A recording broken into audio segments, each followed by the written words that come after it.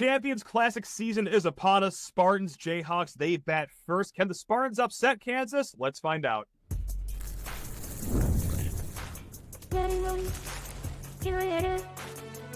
You are Locked On College Crossover, part of the Locked On Podcast Network. Your team every day.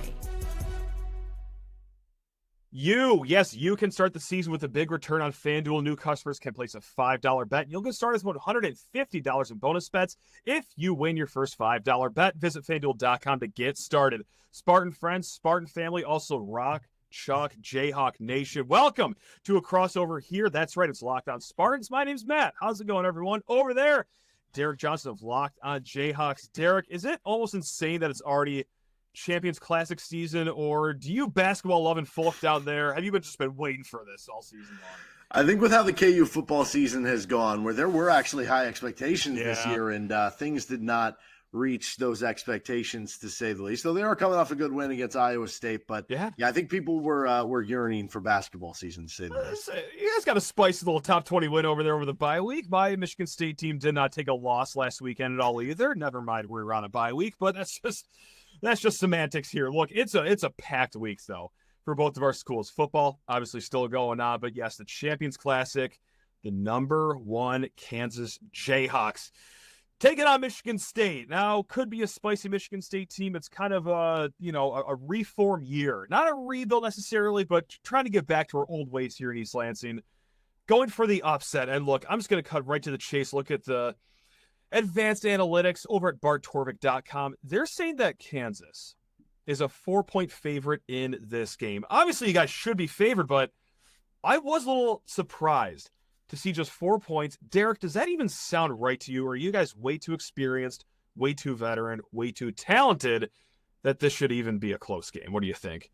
Well, I definitely think there's a growing process, a learning process. There are a lot of newcomers to this team. They're still figuring out the rotations and some of the different things, but it was a little bit interesting to me. And I think this Michigan State team is a good team. Like, I think you guys could very well end up being like a top 25 team when things are all said and done. But it was a little stark. You go from Friday night playing a North Carolina team that's ranked 9th in the AP poll, which a little bit lower on some of the metric sites with Ken Palm and Bart Torvik and stuff. But still, you came into that game. At one point, they were 9.5-point favorites. I think it closed at 7.5 in that game. And albeit you're playing that one at Allen Fieldhouse, this one is on a neutral site. But yeah, I was a little bit surprised that it was only 4 there for Torvik. I think 5 on Ken Palm.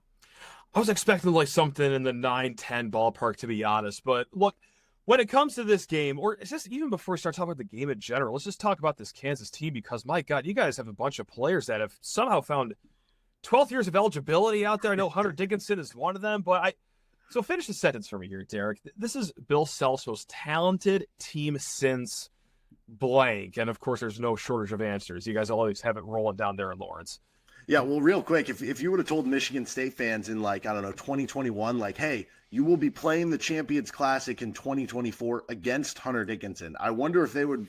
It's like, what happened? Yeah, seriously, no kidding. But yeah, I mean, the most talented Kansas team. It's an interesting conversation. Obviously, they won the title in 2022, and I don't think we realized how talented that team was at the time. Like at the time, it was. Okay, this is a very good college team. And even when they won the title, I remember stats being thrown out there about, recruiting rankings of that this was one of the teams that broke some previous rules that were in place about where they were. But you look back on it, and it's like, oh, Jalen Wilson is part of the rotation with the Brooklyn Nets. Ochai Agbaji's a lottery pick. Christian Brown's doing big things with the Denver Nuggets. Like, it makes a little bit more sense when you kind of look back at it from that standpoint. So it's hard to look back at it and not pick like that one if you were going back. You look at 2020 and they were so dominant that year. But if you're just talking about the pure amount of depth of talent that they have, maybe 9, maybe even 10 deep on this team, it's been a while. I mean, you have to go back to the 2010, 2011 team for Kansas when you were looking at a roster that played basically 9 or 10 guys deep. And so that is one thing this team has that a lot of the other past Kansas teams haven't necessarily had, the ability to kind of go that deep on the bench. And you guys got a really good look at your team on Friday. Of course, again, at Allen against North Carolina, you guys were up nearly 25 in the first half, and then, oh my God, it got really hairy at the end there, Derek. You guys were down a possession late. Of course, came out with the win, but broad question, what did you learn the most about your Jayhawks team on that Friday evening? Well, I think there were some questions about what the defense was going to look like coming into the year.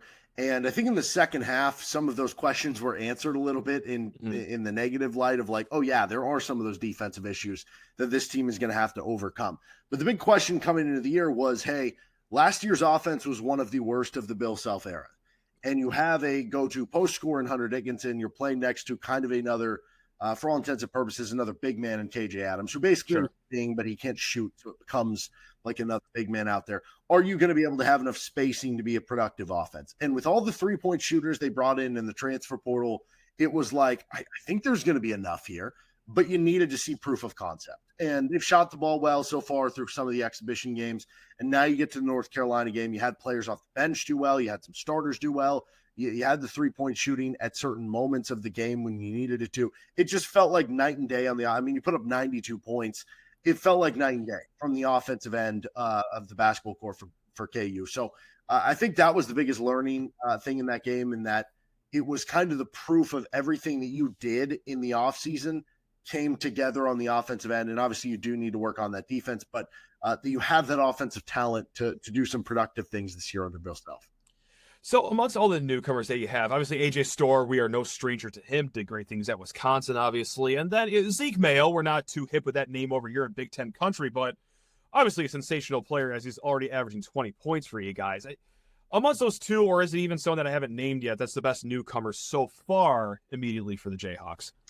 It feels like, so right now it'd be hard not to pick Zeke Mayo, but it feels like something that could change as the season goes on. Like with AJ Storr, he probably has the highest ceiling of anyone, like you said. Okay. Familiar with it. I mean, he was all Big Ten second team a season ago. I think if he would have stayed in the Big Ten at Wisconsin this year, maybe he's preseason all Big Ten. So if you're talking about him in theory being a top 5, top 10 player in the Big Ten, like you come over to Kansas, there's still going to be high expectations. So I think the ceiling is there, but Bill Self is still trying to get him to play the way that he wants to play, so much so that he's been actually coming off the bench for KU. Interesting enough about Zeke Mayo, he's been coming off the bench. I have a feeling that he's going to be starting for the Champions Classic after he had that big performance against North Carolina. And the guy they were starting instead of him, Diggy Coit, had not his best game against North Carolina. So we'll see there. But, you know, you have Zeke Mayo, even Flory Badunga, who's their highest rated recruit, one of the top centers in the class, McDonald's All-American. I mean, he hasn't been getting like a huge amount of minutes because you have Hunter Dickinson. Right. He played 11 minutes against North Carolina and 8 points and 8 rebounds. I mean, a per 40 monster in what he was doing. So, they have a lot of good newcomers, and it still wouldn't be surprising even if like Rylan Griffin, who was a starter on the Final Four Alabama team, who was a really good three-point shooter, he ended up being, you know, the best newcomer. But to this point in time, it has been Zeke Mayo. He's such a good scorer. He's a local kid, went to Lawrence High School, went off to South Dakota State, was the Summit League Player of the Year, made a couple NCAA tournaments, and now returning back home for what he's been doing has been really cool for KU. I didn't realize there was a backyard reunion for that guy. Good for him. That's awesome. Really quick here, before we flip the script and you grilling about the Spartans, give us something to smile about. Like, obviously, you guys are incredibly talented. You're deep. You're veteran. You're number one in the country. Not for no reason. Is there anything that you're worried about, though? Just give us something here, Derek. Come on, man.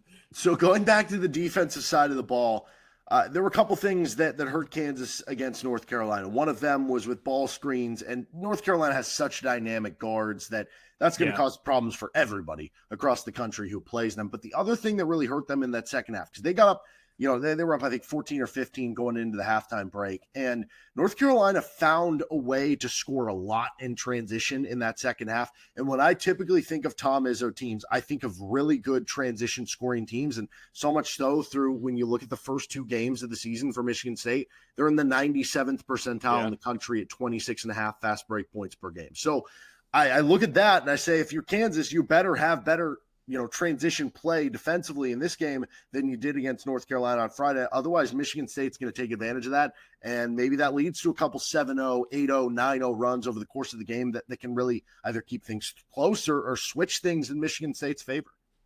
Let's flip the script here in a hot segment. First, you need to talk everyone's ear off about Roy. That's right. They're changing up the NIL landscape. Now, fans, listen up. You need to download the Roy app. You have heard us talk about Roy all season long and how they're revolutionizing the NIL industry. Isn't that right, Derek? Well, Roy allows you, the fan, to have a say in who gets the NIL money. And here's what I absolutely love about Roy. You get your money back if that player transfers. That's right. You heard me correctly. Roy is helping us keep our team intact, and it's actually good for the game long term. Now, you can sponsor whatever player you want on either Spartans or the Jayhawks, depending on what you like on Tuesday night, by depositing a little appreciation into that player's account. To do that, download the Roy app, and you can go to the logo. And hey, you know what? While you're watching on YouTube, or go to joinroy.com. Download the Roy app or go to joinroy.com today. Use promo code LOCKEDON. Every athlete from every team is there. It's true. And again, guys, if they transfer, hey, it's your money back. Just make it $10, $20, whatever it is. It all adds up, and it helps your team. There's no purchase necessary. Void where prohibited. Join Roy.com for full terms. Roy, support the players, change the game. Also, guys, yes, FanDuel, if you want to wager a little bit on this game here at the Champions Classic, we'll do it over in America's #1 sportsbook. And, of course, college football season, NFL season, rolling deep. Tackle all that over at FanDuel, America's #1 sportsbook, because right now new customers can bet $5 and get $150 in bonus bets if you win. The FanDuel Sportsbook app gives you everything you need to place live bets in the NFL all in one place. So when you get a hunch in the middle of the game, you can check out the latest stats, view live play-by-play, and so much more on the same page where you place your bets. Just visit FanDuel.com to join today. You will get started with $150 in bonus bets if you win your first $5 bet. That is over at FanDuel.com, America's #1 sportsbook. Again, guys, FanDuel.com. All right, Derek, our pesky little unranked Spartans are ready to stun the world. What do you want to know about us? Well, okay, so we talked about some of the Kansas depth, and I'm looking at it right now, 44.5 bench points per game for Michigan State. So yeah, does this feel like a really deep Tom Izzo team right now?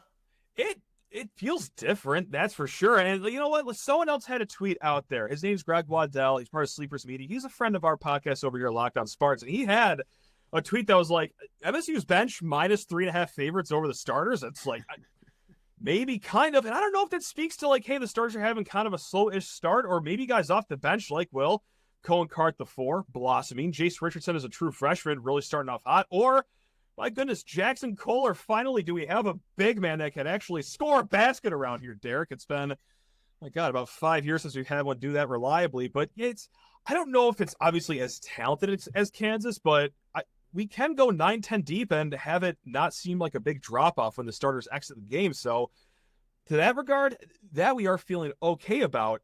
Thrilled to see what that actually looks like against a real team. No disrespect to Monmouth or Niagara. I never want to disrespect the Purple Eagles, but excited to see what this all looks like against a real college team. Well, I'm super interested by the lineup specifically, because looking back at it, it's a little over 40% of the time playing two big basketball for Michigan State, if you look at the 4 big men. So is that something that you think is going to continue? Is that just something they've kind of done in the early portions of the game? Is that worrisome at all? Is that a good thing? Like, how do you kind of view that? Begrudgingly, it's been a while since we see some good big man basketball here in East Lansing, Derek. It's not been good, but you have Xavier Booker. Slow start to the season for him, but look, he's going to be up and down all season for us. This is a former McDonald's All-American. Didn't play a ton last year. But he's a 4. Like, I know he's 6'10", 6'11", but at the core, that man is a 4. He shoots the ball like a wing player. So, if that's going to be classified as one of the big men, that might be your best lineup out there in crunch time. Maybe it's Jaxon Kohler at the 5, the taller Xavier Booker over at the 4, but that's scoring. Whether it's, Kohler or Booker, that's it. If you want to bulk up, you can throw Zapala out there. Carson Cooper is still work in progress, to put it kindly, I guess. So I'm not thrilled about it, but look, there is a world if you squint hard enough that, maybe the Kohler-Booker lineup is a path to victory. I'm going to defer to the Hall of Fame coach here, I guess. I just think that's very interesting, because from the Kansas perspective, it's like a lot of the teams that cause them trouble are the ones that can space them out. And so if Michigan State's not doing that, I don't know that that's the best thing in the world in this game. And so going into that conversation, Michigan State is not shooting a lot of threes right now. They're not making a lot of threes right now. But is that something where it's just like, for instance, I look at a guy like Frankie Fiddler. He hasn't had a great start from 3. He's not shooting a lot of threes, just 1 of 5 so far. Like, I expect that to be better. I look at some of the guys that you look at the shooting percentages or how many threes they're taking, and I'm like, okay, there's a chance that this is just lower than it should be. But is that alarming in how they've shot it from three, that this is not going to be a great shooting team? It is, and like just from game one when they only had 3 3-pointers made, one from 3 random guys, that's going to be a long-term problem because you lost Tyson Walker on last year's team. All right, Malik Hall, he could also shoot the 3. AJ Hogard very up and down. Regardless, you have 2 guys in this year's team that shot at least 36% last year. All right, it's Trey Holloman, who doesn't shoot it as much as we all would like to. Of course, that Jaden Akins, who pick your favorite roller coaster in the world, Derek. Like, that's his consistency on a night-to-night basis. He started really good this season, but his whole career very up and down. So I do think that is cause for concern. Like I said, can Xavier Poker shoot it? Sure. Can Frankie Fiddler? Yes, he's never done it at a high enough volume that really isn't his pure game, but can Jaxon Kohler shoot a 3? We're experimenting with that. Long story short, I do worry about 3-point shooting. It's going to be hot and cold, and I fear a lot more cold than will be hot this season. And I guess last question I have here, like, what is the biggest matchup that you're concerned about, or I guess specifically just to Michigan State, like the style of play or the roster, the personnel, whatever it is, like, is there something that you go in and game out and you're just like, yeah, that scares me? I hate for it to be the same answer like year after year ever since we made the last Final Four back in 2019, but it's the big man. Like, we haven't had a really solid big man since Xavier Tillman, and he hasn't been here in 4 years. So I'm sorry just to be a moth to the obvious flame here of just, no, it's the big man again. But really, like, sure, Jaxon Kohler, really strong game last week, okay, against Niagara. Niagara plays one guy that's taller than 6'6", and he fouled out in about 90 seconds, Derek. Like, he really wasn't tested last week. So, sure, 20 points, awesome to see it, worked his tail off, but against a real college team, I'm excited to see what that looks like. Jamon Sapala, transfer from Longwood, who came off the bench. Sure, he looks fine, but again, against Monmouth and Niagara, like, what's it going to look like against real-life college teams? We haven't seen it in so long that, yes, I am incredibly concerned about what it could look like against Hunter Dickinson, who not only has been here forever, but I swear he grows an inch every year, too. Like, I saw the roster, he's 7'2" all of a sudden. This kid was 6'9" when he came to Michigan. Like, what the hell's going on over there? But regardless, I'm sorry to give you such an obvious answer, but it's both in part because I think our wing defense right now is fine. Not as good as last year, but fine enough. But there's such a deficiency in the front court the last few years, and we haven't really been tested so far this year. That's what I got to go with. It's just those tall people in the paint, Derek. So, not fun. Did I tell you everything you have to know about our team? Everything. Let's do it, and let's get to a little. I'm scared. Little how each team wins. How each team wins. We play with 6 players. You guys play with 4. No, I'm kidding. No, we got realistic ones here. All right, but first, guys, need to talk your ears off about Zbiotics. This is a game changer, especially for all you tailgaters out there, because Zbiotics pre-alcohol probiotic drink is the world's first genetically engineered probiotic. It was invented by PhD scientists to tackle rough mornings after drinking. Here's how it works. When you drink, alcohol gets converted into a toxic byproduct in the gut. It's this byproduct, not dehydration, that's to blame for your rough next day. Pre-alcohol produces an enzyme to break this byproduct down. Just remember to make Zbiotics your first drink of the night. Drink responsibly, and you will feel your best tomorrow. Again, guys, hey, for all you tailgaters out there, I know we love to do it here in East Lansing. I'm sure you guys love to do it in Lawrence, not just for football, but of course, basketball down there. You guys are all around the clock. So it's simple how to use it. Step 1, you drink the pre-alcohol. I can't think of an easier first step than that, Derek. For best results, make pre-alcohol your first drink of the night. Step number 2, drink responsibly. That means pacing yourself, hydrate, get a good night's sleep. And then step 3, enjoy tomorrow. Wake up feeling refreshed and ready to take on the day. Go to zbiotics.com/lockedoncollege to learn more and get 15% off your first order when you use Locked On College at checkout. Zbiotics is backed with 100% money-back guarantee, so if you're unsatisfied for any reason, no worries, they will refund your money, no questions asked. Remember to head to zbiotics.com/lockedoncollege and use promo code LOCKEDONCollege at checkout for 15% off. All righty here, Derek, let's clean up the slop of what we have to look forward to for the Champions Classic here. Which, by the way, do you like batting first, or would you rather be the nightcap in this one? Talk to me. Oh, I 100% like the first game in time, because I've been there enough times with the second game where the first game goes to overtime and then you're starting late. And then especially from like our end where we're doing like a podcast after the show or something. And then you're going, it's a Tuesday night too. So it's not even like it's a weekend where you're up super late. Like, give me the first game every time. Have you been to a lot of these? I mean, just to talk shop. Have you been to a ton of these? I've never been to one in person. It's a bucket list for sure. I've talked to so many people that have been to a bunch of the different ones, and you get your plus and minuses from a bunch of different locations. I mean, this year obviously being in Atlanta is a little bit different, but unique. Yeah. But no, I mean, you think of like the Indianapolis one. I've always heard great things. I mean, whether it's that or the Final Four, about the location of everything, being able to walk. The New York one, you get Madison Square Garden.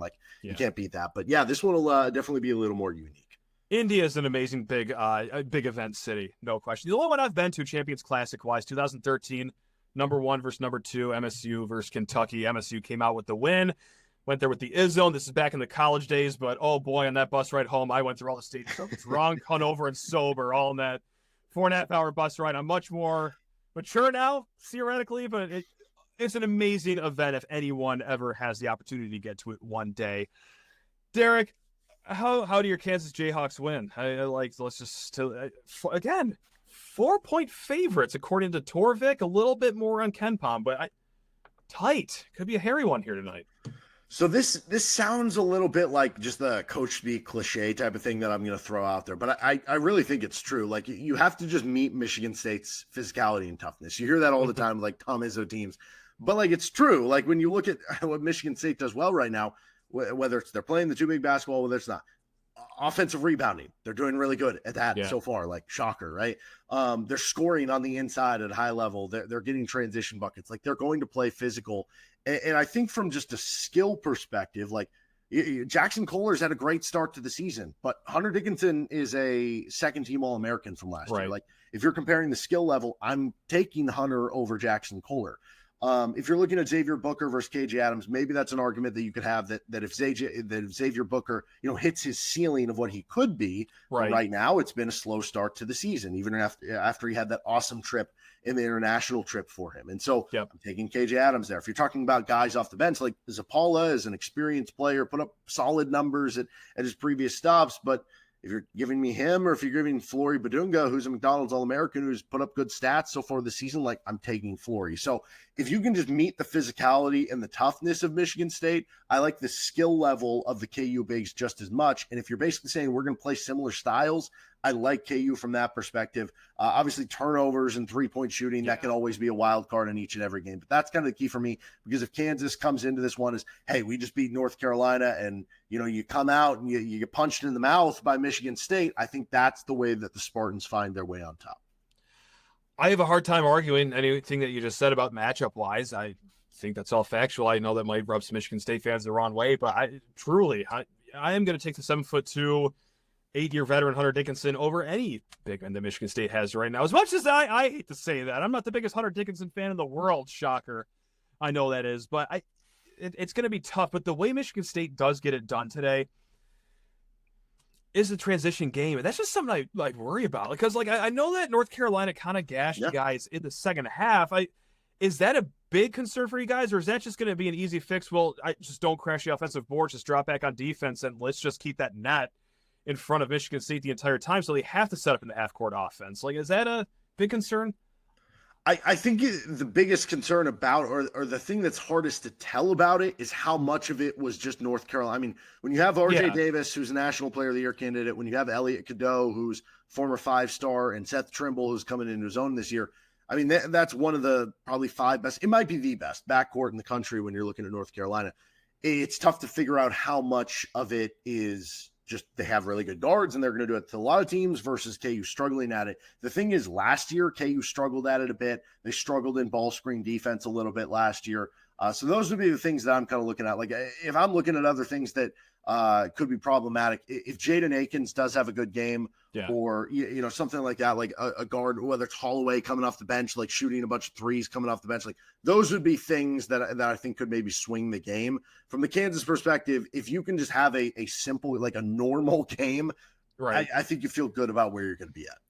What does a win mean for Kansas right here? Is this just another notch in the belt? Because you guys have North Carolina, you got Duke coming down the pike here. This is a really healthy non-conference schedule for you guys. Well, what does a win here do for anything, for any Jayhawk fan? Yeah, I mean, I feel like in today's day and age, with the way that teams are scheduling now, because it feels like they're trying to make more revenue at this point, at least some of the big schools, with NIL and everything. you can almost afford a loss like this a little bit more because you're going to have more chances. But still, I mean, every win matters to a resume. And from Kansas specifically, they're playing in the Big 12, and there's, a billion other ranked teams and top 10 opponents. Certainly. So I mean, any chance you get to get a top 25 win before Big 12 play, when you're just going to be in, an absolute war each and every night, that's a huge win on its own. And I think building that early season momentum is important for every team. Showing what you are. For Kansas, you got a little bit of a wake-up call. You lost an exhibition game against Arkansas by a lot. Now, albeit Hunter Dickinson didn't play. They had a couple guards that were out, like Rylan Griffin, their starting wing, didn't play. They also were without one of their guards who didn't play. But still, that was a bit of a wake-up call. So at this point, it's kind of like you're trying to impose your will. You're trying to prove that you are one of the best teams in the country, that you are the number one team in the country, like the AP poll has you. So I think that's what the meaning of this. And obviously you never know at the end of the day, what if Michigan State does end up being, a great team this year, which I would never count out with the Tom Izzo team. And what if Kansas ends up being a really good team? And you're looking at the end of the day, and this is the difference, this game between being the final 1 seed or being the top 2 seed, or, being a 2 seed versus a 3 seed. You never know at the end of the day what could kind of swing that final vote from the tournament committee. I just love the Champions Classic too, especially, from the unranked point of view, which it's a bummer that we are coming in as the unranked team, but it's also kind of nice around these corners because there is something about the chip on the shoulder here. Sometimes our best seasons are when we fly under the radar. So look, we lose. Oh no, we lost to the number 1 team in the country. Of course we did. It's Kansas, for crying out loud. They are a juggernaut. But Derek, if we win this game, it's no big deal if we lose. But if we win this game, Derek, we're back. MSU basketball's back, and we will be screaming it from the mountaintops that, oh yeah, that's right. It is a new chapter of Michigan State basketball. 10 more years for Izzo are coming down, baby. But yeah, so that's just what I love it for right now. So if Michigan State does come out with a win here, that high is going to it's gonna hit a fever pitch that we haven't seen in quite some time, because Derek, we are starved for any good news with basketball the last few years. It's really odd stretch of basketball for Michigan State fans. We've been so good for so long. It's just been okay last few years. And this would bring us out of the okay valley and really give us hope and promise, us fans, I'm sure the players too, that, okay, we see the vision of the turnaround here to old Michigan State basketball. Physical, running, tough nose. Let's get it done in Atlanta. That's where it is from our point of view. And I really thought the one, was that 2 years ago, 3 years ago, when they beat Oscar Tshiebwe in Kentucky. And it was kind of a similar situation. It was like Kentucky ranked really high in the preseason. Michigan State kind of running under the radar a little bit here. It was great. They got the win, right? I mean, so there is some things to look at. And obviously, I'm just hoping Denzel Valentine doesn't show up in this one, because that was not a fun one for KU in this series. I think he has time. I think he can make the trip over. He can make it work with NIL, right? Yeah. He's got 1 more year of eligibility, I'm sure. Yeah, who cares about eligibility these days? So, Derek, before we let you go, what talking head show would we be without any predictions? You shoot first. What do you got here? So I am going to take Kansas. I do like the fact that Michigan State, at least on paper right now, like you said, if Cohen Carr ends up playing more, maybe that changes things a little bit. But that there's going to be a lot of 2-big basketball. I think that plays into the hand of Kansas. And if you're playing similar style, I like the KU talent a little bit more. I do think Michigan State hangs with them because they are that hard-nosed team, because they aren't going to give up. They aren't going to quit. They are going to score some in transition. So I'll take Kansas in a 78-71 performance. Not too far from where I'm at. I have Kansas winning this game as well. I'm sorry, Locked On Spartans listeners. I know you guys are sick of me picking against our team here, but look, this is number 1 for a reason. And it's the front court that really bothers me, Derek. Can it be close? Yes, of course. But I think at the end, eventually, Kansas pulls away 80-72. Jayhawk victory. We talk about it. We act like it's not a big deal, of course. It will sting on the inside. Don't get me wrong, of course. But that's where we're at. And then, we'll just flip the page and head to Maui. Not too far in the future. That's what we'll do here. Not a bad place to head. Yeah. Nah, it's not bad at all. Derek, last time we talked about football really quick. How's the football season going just overall? I know we touched on it a little bit in the first segment, but are you guys doing okay, all things considered, or undefeated in the last 13 days, 14 days? So all that matters. All that matters. Short-term memory. That's what I'm talking about. There we go. Folks, that's Derek Johnson over there, Locked On Jayhawks. Hey, what's up? It's Sheehan over at Locked On Spartans. And regardless of if it goes well for your team or not, both of us will be back on our respective podcasts later on Tuesday evening. catch us. Again, Locked On Spartans, Locked On Jayhawks. Again, guys, hey, take care of yourselves. Love you all.